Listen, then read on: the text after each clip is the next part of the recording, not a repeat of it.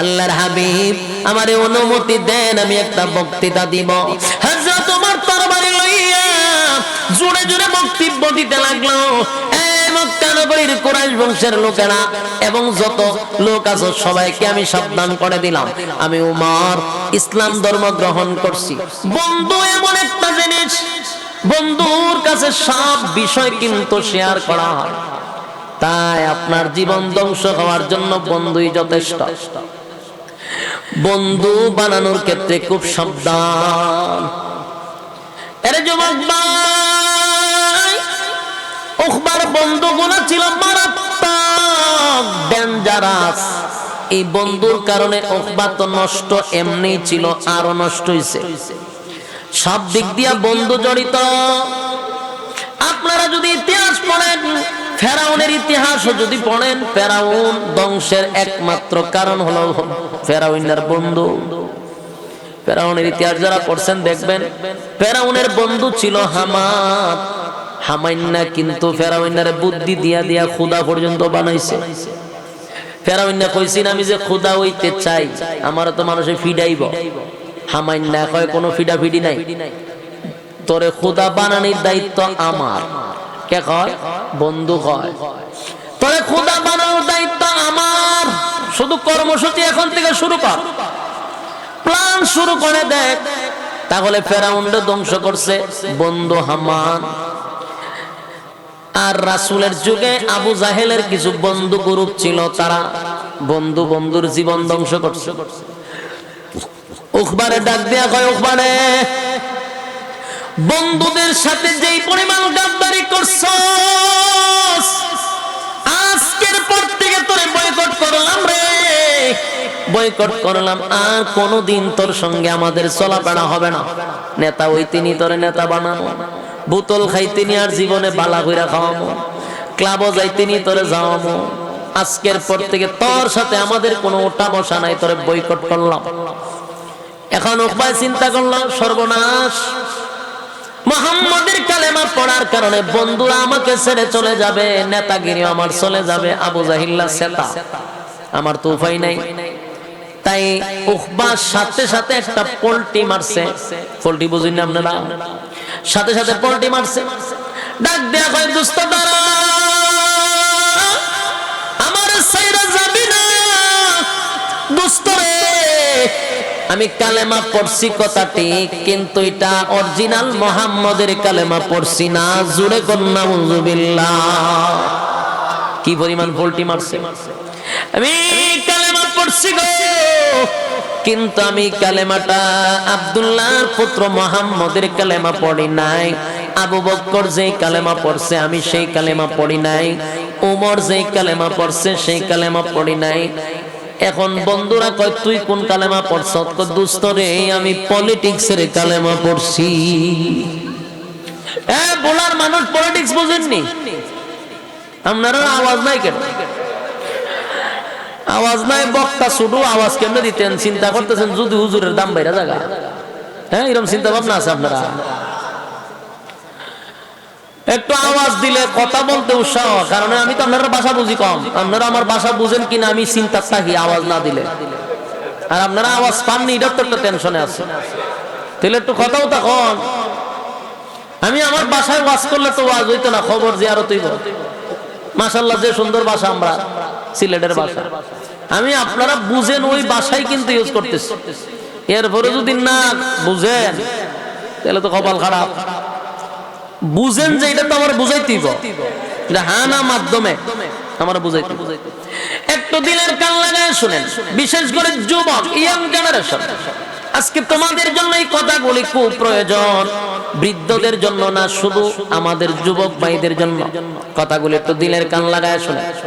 যা করছেন আজকের থেকে ব্রেক দিতে হবে।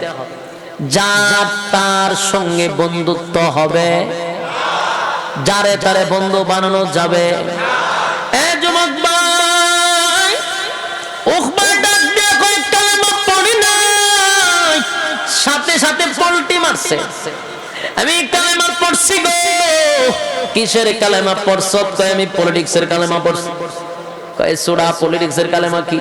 কয় দোস্ত শুন ভালো করে, আব্দুল্লাহর পুত্র মুহাম্মদকে আমি দাওয়াত দিয়ে নিয়ে আমার বাড়িতে খাওয়াইছিলাম।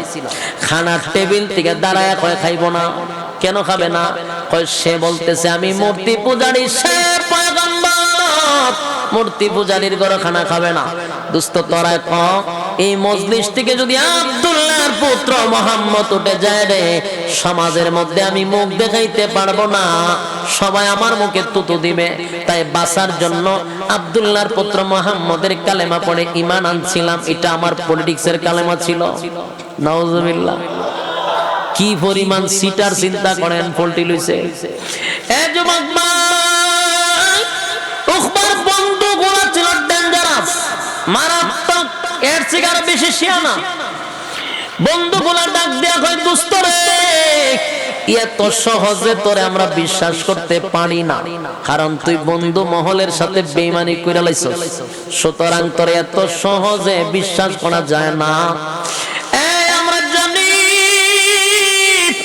আব্দুল্লাহর পুত্র মুহাম্মদের কালেমা যে পড়ছে, কালেমা যে একবার পড়ছে জীবন চলে যেতে পারে, কিন্তু ঈমান ছাড়তে পারে না। এটাই এমন এক শক্তিশালী জিনিস, জীবন ছাইরা দেয় কিন্তু ঈমান ছাড়ে না। আবু জাহিল ডাক দেয়া কয় দোস্ত শুন, আমি সুমাইয়ারে মারছি রে। সুমাইয়া একটা মহিলা, এর ঈমান এত শক্ত ছিল, জীবন দিয়া দিছে, ঈমান দিছে না। তোরে তো এখনো ফিডাই দিছি না, মায়ের দিছি না, তুই কালেমা ছাড়লে কেমনে? কথা বুঝতেছেন আমার? হয় আমি সুমাইয়ারে মারছি, জীবন দিছে, ঈমান দিছে না, তোরে তো এখনো মায়ের দিছি না। তোরে যখন সাইজ করুন তখন তুই কালেমা ছাড়তে, তুই তো সাইজই করছি না, তোর তো ফিডা খালি শুরু করো। বন্ধুরা এর হুমকি দিতে তোরে ফিডায়, তোরে সাইজ কইরাম। এবার উখবা কয় দোস্ত শুন, সত্যিকারের কালেমা আমার ভিতরে ঢুকাই নাই। সত্যিকারের কালেমা যারা একবার ভিতরে ঢুকাইছে, জীবন চলে যেতে পারে, কালেমা ছাড়তে পারে না। জোরে কম সুবহান। এই যুবক ভাই, বক্তব্য কার? বেঈমানের বক্তব্য, তারা নিজেরাই স্বীকার করতেছে। আব্দুল্লাহর পুত্র মুহাম্মদের কালেমা যে একবার পড়ছে গো, সে কোনোদিন আর কালেমা ছাড়তে পারে না। আমি ছাড়ছি কারণ আমি তো পলিটিক্সের কালেমা পড়ছিলাম। এবার যুবক ভাই, আবু জাহিল এর মধ্যে হলো উমাইয়া, আরো আছে কয়েকটাই, তো সবকে আল্লাহ জাহান্নামের সিল মেরে রাখছে। সবটি শয়তানগুলি এর বুদ্ধি দিছে, দোস্ত দাঁড়া, তুই যে ফল্টি বাজ আমরা কেমনে বুঝবো? তুই আবার ফল্টি দিতে নাই এমন তো কোনো গ্যারান্টি নাই। তুই যে অরিজিনাল কালেমা পড়ছত না ডুপ্লিকেট কালেমা পড়ছত আমরা এখনো কনফার্ম না। এটা কনফার্ম হওয়ার জন্য একটা কাজ করতে হবে। কি কাজ? তুই যদি আমাদের কথা শুই না, আমাদের কথা মতো কাজ করস, তাহলে বুঝতে পারবো তুই আমাদের দলে আছো, মুহাম্মাদের দলে না। এই ইয়ং জেনারেশন যুবক ভাই, দিলের কান লাগায় শুনেন। বন্ধু কিন্তু পরামর্শ দিতেছে বন্ধুদেরকে, বন্ধুর দ্বারা কি কি ক্ষতি হয় একটু দিলের কান লাগায় শুনেন। বন্ধুর দ্বারা কি ক্ষতি হতে পারে? বন্ধু আপনাকে জাহান্নামে নিতে পারে, এটা বিশ্বাস করেন? কথা হয় না? যত সমাজ ধ্বংস কার জন্য? বন্ধুর জন্য। আপনারা এখানের মধ্যে সিগারেট খাননি, অনেকেই খান। যদি কই সিগারেট কারা কারা খায়, তাহলে অনেকেই লাভবাহিক কইতে রাজি হবেন, আমি জানি। তো লজ্জা দিয়া লাভ নাই। যারা সিগারেট খান, আমি তাদের কাছে একটা প্রশ্ন করি, সিগারেট খাওয়ার শুরু কোথার থেকে? আমি যদি কাউরে জিজ্ঞাসা করি যে ভাই তুই সিগারেট খাস, এটা সারা নজর পা, এটা কোনার থেকে এটা হইছে, কোন ঘটনারে কেন্দ্র করে এটা বিড়ি খাওয়াটা উৎপাদন হইছে, দেখবেন হ্যাঁ আমার জানাইব, অথবা আপনাদেরকে জানাবে তার জীবনের প্রথম ইতিহাস বিড়ি খাওয়ার শুরু কোথার থেকে হয়। দেখবেন কোনো না কোনো ক্ষেত্রে বন্ধু জড়িত। আমি যতটুকু জানি সিগারেট খাওয়া যারাই শিখছে, ওইটা কিন্তু মা বাপে শিখায় না। আপনারা বোলা থেকে মা বাপে সিগারেট খাওয়া শিখায়, 7 বছরের সময় কয় যাবো একটু টান দাও বলে, অথবা মা শিখায় যে বাবা সকাল বিকাল 2টা টান দিয়ে শিখবা, আস্তে আস্তে। শিখায়নি? তাহলে কে শিখায়? স্কুলের স্যারেরা, যে 10টার পর থেকে সিগারেট খাওয়ার প্রশিক্ষণ দেওয়া হবে, এমন কোন ক্লাস আছে বাংলাদেশে? তাহলে বোঝা গেল সিগারেট মা বাবা শিখায় না, সিগারেট খাওয়া উস্তাদরা শিখায় না, সিগারেটের একটা উস্তাদ আছে, এগুলো বন্ধু। কথা খায় না, সিগারেটের উস্তাদই হলো বন্ধু। যারা এই সিগারেট খায়, আমি বুকে হাত দিয়ে বলতে পারবেন আপনারা যে এটার উস্তাদ বন্ধু। এই কাজটা অন্তত বন্ধু শিখায়।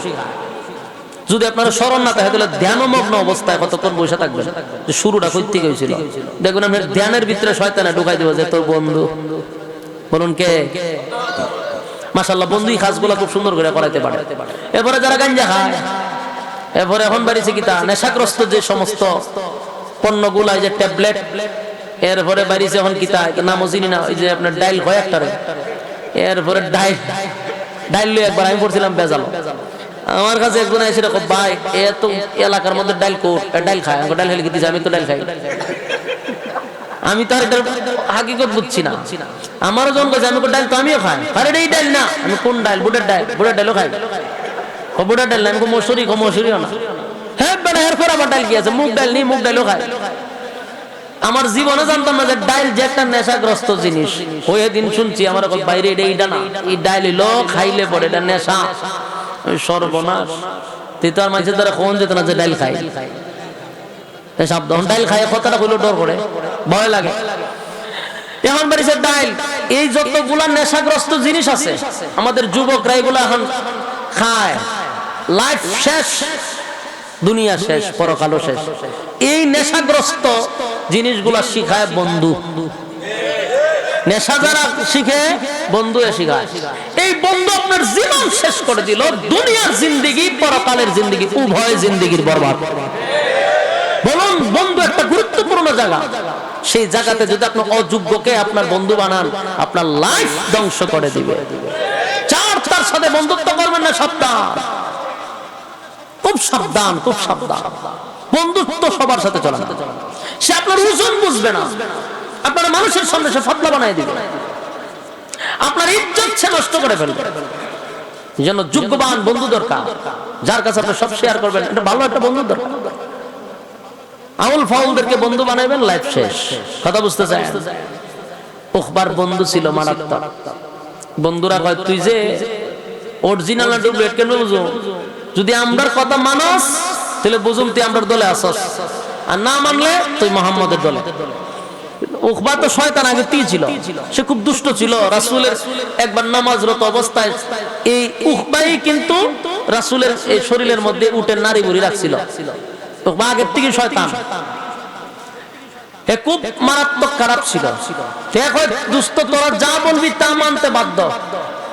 দুস্তরা মিল্লা এর পরামর্শ দিল, যেই জবান দিয়ে কালেমা পড়ছস, এই জবান থেকে মুহাম্মদের সুন্দর চেহারার মধ্যে তুতু মারতে হবে। নাউজুবিল্লাহ। আপনারা নাউজুবিল্লাহর আওয়াজটা আন্তরিকতা নাই, নবীর প্রতি মহব্বত কম। এখন চিন্তা করেন, বন্ধু কত খারাপ হইলে এমন পরামর্শ দিতে পারে? কথা হয় না? আজকের সমাজের যুবক কেমন ধ্বংস হয়? নাচ গানের জন্য বন্ধু বন্ধুরা নিয়ে যায়। রাতের রানীদের সাথে যারা দেখা করতে যায়, ক্লাবে নাচানাচি করে, বন্ধু বন্ধুরা নিয়ে যায়। ক্লাবে একা একা যায় না, বন্ধু বন্ধুরা নিয়ে যায়। যারা বোতল খায় সমানে, বন্ধুরা মিল্লা বোতল খায়, একা বোতল খায় না। কিছুতে টাকা লাগায়, একা লাগায় না, বন্ধুরা মিল্লা লাগায়। দর্শন, এভারি প্রিজিং, সাদাবাজি, টেন্ডারবাজি, সমাজের মধ্যে যত অপকর্ম আছে সব বন্ধুরার সাথে জড়িত। আপনার সন্তানকে আপনারও দায়িত্ব আছে, আপনার সন্তানের প্রতি। কার সাথে মিশতেছে, কার সাথে যাইতেছে, এগুলোর দায়িত্ব মা বাবা। মা বাবা একটা সময় আমার কাছে বিচার দেয়, সন্তান কথা শুনে না। যে সময় কন্ট্রোলে ছিল, কন্ট্রোলে রাখলেন না কেন? এখন কন্ট্রোলের বাহিরে, এখন আপনাকে ফাত্তাই দেয় না, বাবা হিসেবে সম্মানও করে না। কেন? বেয়াদবদের সাথে চলাফেরা করে, নেশাগ্রস্ত বন্ধুদের সাথে চলাফেরা করে, তার লাইফ তো ধ্বংস। এই জন্য আপনার সন্তানের দায়িত্ব আপনার নিতে হবে। আমার সন্তান কয়টার সময় ঘরে আসলো, কয়টার সময় বাহির হইল, এগুলো দায়িত্ব আপনার। আমাদের দেশে দেখবেন, আমার মসজিদও মাঝে মধ্যে যায়, প্রশাসনের লোক গিয়া মাইকেরটা লইয়া কয় মাদক মুক্ত পরিবেশ আমরা গড়ে তুলতে হবে। কি বক্তব্য দেয় ইমাম সাহেবের মিম্বরের সামনে হারিয়া। মাঝে মাঝে মেজাজটা গরম হয়, কিন্তু কইতারি না, কারণ হলো বিপদ তো আমরাও আছি, সব কথা তো আর কইতে পারি না। বেটা কিয়ামত পর্যন্ত এরকম বক্তব্য দিতে পারবে মাদক মুক্ত হবে না। সুররে কয় চুরি কর, আর গিরস্রে কয় সজাগ থাক। কথা বুঝতেছেন নি? মাদক মুক্ত হইতো, এই মাদক কোত্থেকে আসে? এই ট্যাবলেট কোত্থেকে আসে? বাংলাদেশে তো উৎপাদন হয়, কথা কয় না। এটি যেখান থেকে আসে ওখান থেকে আসার সুযোগ দেয়, আর বাংলাদেশ আসার পর খাইস না। এটা বাউতাবাজি ছাড়ানোর দরকার। এদেশের মানুষের লাইফ নষ্ট করে দিচ্ছে, যুবক বলির পড়া লেখা যা আছে সব শেষ। এগুলো আসে সব দাদার দেশ থেকে। কথা বুঝতেছেন? কেমনে? আমার বাড়ি একবারে বর্ডারের কাছে, আমার বাড়ি হইলো হবিগঞ্জ, পাশে হইলো চা বাগান। আমার বাড়ির থেকে চা বাগান শুরু, চা বাগানের সাইডে দিয়ে আমার বাড়ির থেকে ওই দাদার দেশের আলু দেখা যায়, লাইট দেখা যায়, আমার বাড়িতে দেখা যায়। ওখানটা বড় বড় এই গ্যাং গলে এইদিকে ঢুকে, মোটরসাইকেল দিয়ে দিয়া ঢুকে, দুমছে ইটা লইয়া ভিতরে ঢুকে, ঢুকবার সময় খুব সুযোগ দেয়, তাড়াতাড়ি বেরো তাড়াতাড়ি বেরো। ইটা বাংলাদেশ যাওয়ার পরে এরপরে খাইস না। বিলার সামনে যদি শুটকি দিয়া সামনে লটকায় রাখে, বিড়ালের কিন্তু সবচেয়ে প্রিয় খাবার হলো শুটকি। শুটকিটা যদি আপনি নাকের ধারে দিয়া বলে বিলাই সাবধান, এটা তোর সামনে দিছি ঠিক, কিন্তু খাইবে না, এটার ভাই চাইবেও না, সেপ পালাই দে, চাইস না। বিলাই এটা কোন ধরনের বিচার আমি বুঝলাম না। তো বুঝোস না? বলে না, তোর সামনে আমার সামনে রাখলেন আমার ফেভারিট খাবার, তা আমার কোন এটা ধরতাম না, ধরলে জিয়াল দিবেন, ফাঁসি দিবেন, ঘটনা কিতা? তখন বিড়ালে তো বাসা নাই, হের বাসায় কয় এরকম আইন দে জুতা দা দেই আমি। বিড়ালে কয় এরকম আইন যারা করছে এরার কপালে জুতা দা মারি। আমার ফেভারিট খাবার আমার নাকের সামনে দিয়া খাইস না, খাইলে জরিমানা। তুই খাবারটা তুই বাস্ক বন্দি করে তো, ঠিক না?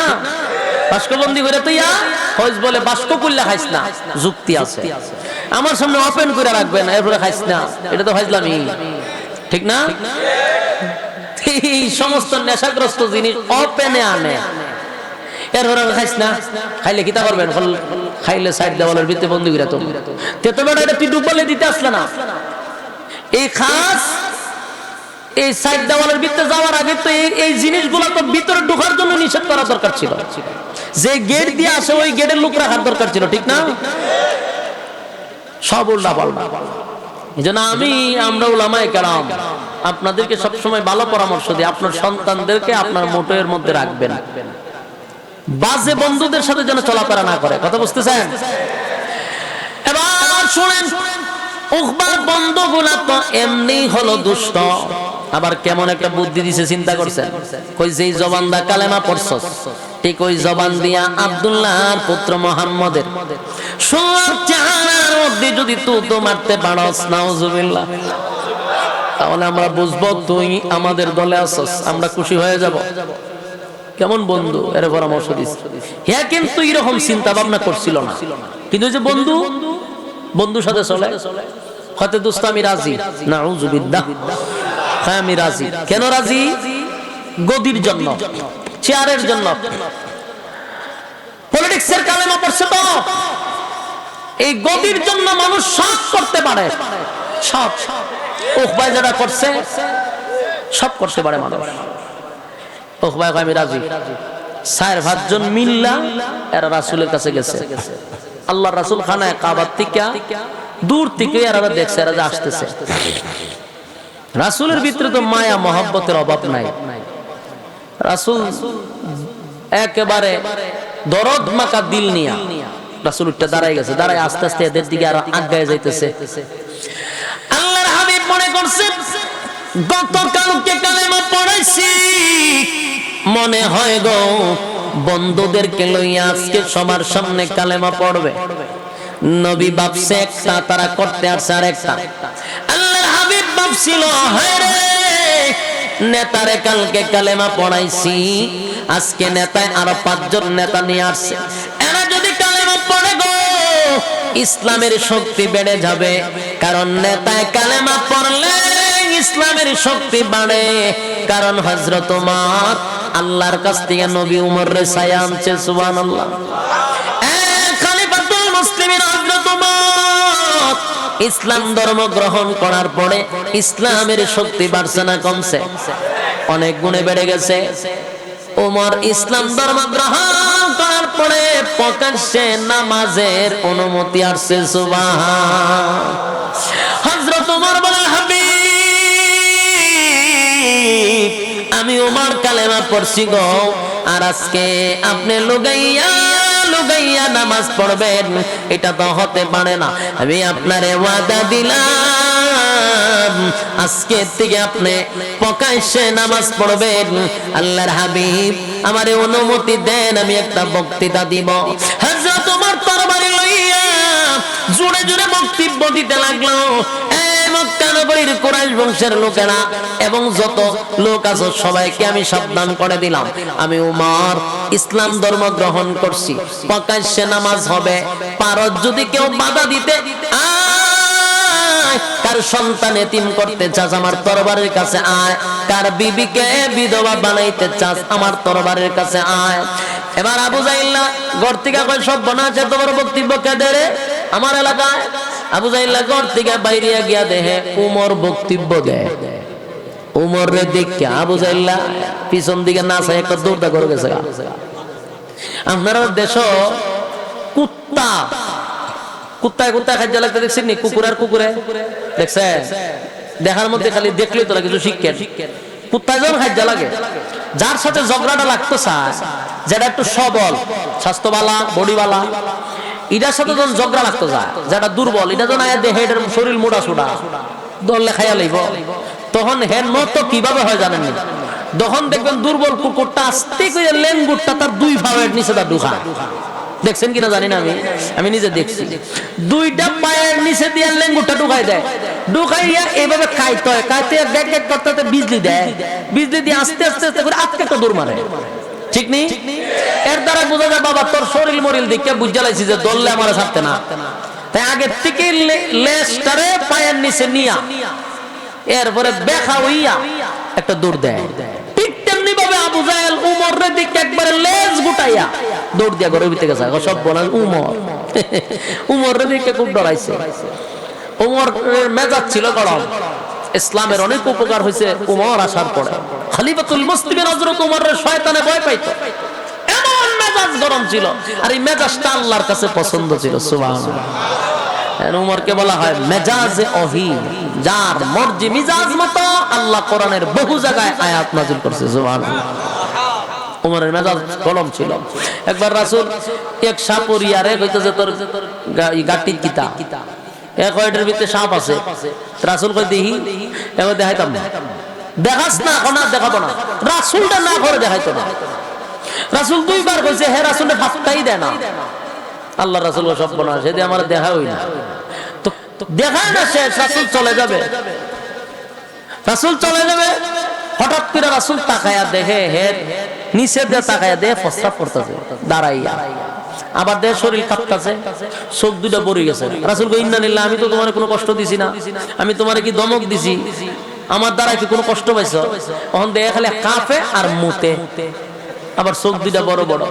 রাসূল কয় আমি কি কষ্ট দিলাম? তারা তো কোনো ধমক দিলাম না, দিগো এরকম অবস্থা কেন হইলো? রাসূল হঠাৎ করে পিছে তাকায়া দেখে উমর খাড়া হইছে। খলিফাতুল মুসলিমিন উমর যে খাড়া হইছে, তরবারি একবার ঢুকায় একবার বাইর করে। এই দৃশ্য দেখে হে জাগাত মুতে দিছে এবং এক কাঁপা শুরু করছে। রাসূল কয় সর্বনাশ, এই কারণে তুই কই হেরি অবস্থা কেটে? উমর রে হয় তোমার চোখ লামাও, তোমার এই চোখ দেখে হেতে জাগাত মুতে দিছে। খলিফাতুল মুসলিমিন উমরকে দেখলে ডরাইতো, ভয় শয়তানে পর্যন্ত ভয় পাইতো। শয়তান উমর যে রাস্তা দিয়া যাইতো, শয়তান ভুল ওই রাস্তা দিয়ে যাইতো না। চিন্তা করেন উমরের কেমন গরম মেজাজ। উমর কালেমা পড়ছে, আল্লাহর কাছ থেকে উমরের ছায়া আনছে। নেতায় কালেমা পড়ার কারণে ইসলামের উপকার হইছে নি? ওই কারণে রাসূল ভাবলো উখবার তো একটা নেতা, সাথে কতগুলো আছে, আবু জাহেল একটা নেতা, আবু লাহাব নেতা, এরপরে আরো আছে উমাইয়া, এগুলো সব তো নেতা। তিডি যদি আমার ইসলামের পক্ষে চলে আসে তো আমার আর কোনো সমস্যা নাই। রাসূল দিল মাথা দরদ লইয়া রাসূল উচ্চে এদের দিকে আগানো শুরু করছে যে এরা আমি একটু সম্মান দিয়া রানি। সুবহানাল্লাহ। আল্লাহর হাবিব দিল মাথা দরদ লইয়া সামনের দিকে আগাইতেছিল। আর ওই বেঈমানের বাচ্চাগুলি দুশমনি লইয়া নবীর দিকে আগাইতেছিল। নবী যায় রে মহব্বত লইয়া, তারা আসে দুশমনি লইয়া। নবী যায় মহব্বত লইয়া, তারা আসে দুশমনি লইয়া। আল্লাহর হাবিব মুস্কি মুস্কি হেসে সামনের দিকে যায়। গতকালকে কালেমা পড়াইছিলাম, আর আজকে মনে হয় গো বন্ধুদেরকে লইয়া আসছে প্রকাশ্যে কালেমা পড়বে। আল্লাহর হাবিব খুশি হইয়া নবী আমার দৌড়াইয়া সামনের দিকে যায়, কিন্তু উখবা সামনের দিকে আসতেছে দুশমনি লইয়া। ঠিক এরই মাঝখানে উখবা তুতু দেওয়ার আগে নবীর চেহারা মুবারকের দিকে যখন তাকাইছে, উখবার ভিতরে একটা মুসুর মারছে। এত সুন্দর চেহারার মধ্যে কেমনে গো আমি তুতু মারি?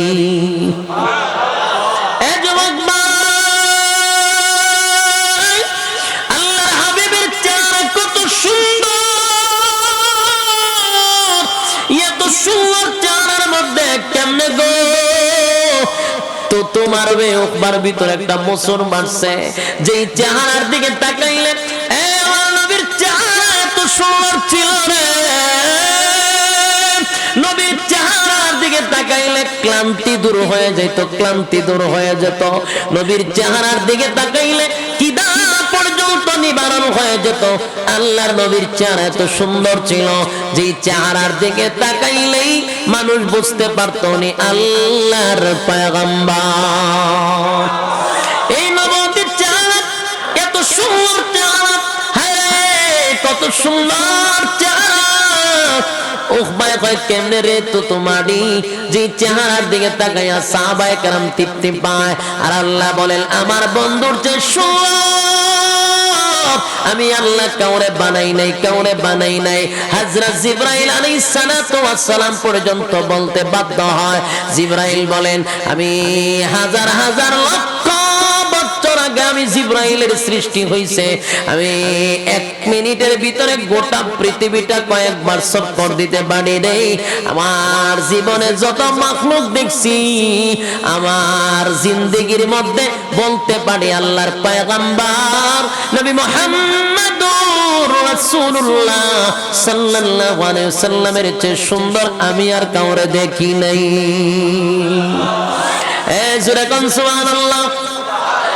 হযরত জিবরাইল বলেন আমার জিন্দেগিতে এত সুন্দর কাউরে দেখি না। আল্লাহ ডাক দিয়া বলেন জিবরাইল রে তুমি কি দেখছো আর কি দেখবা?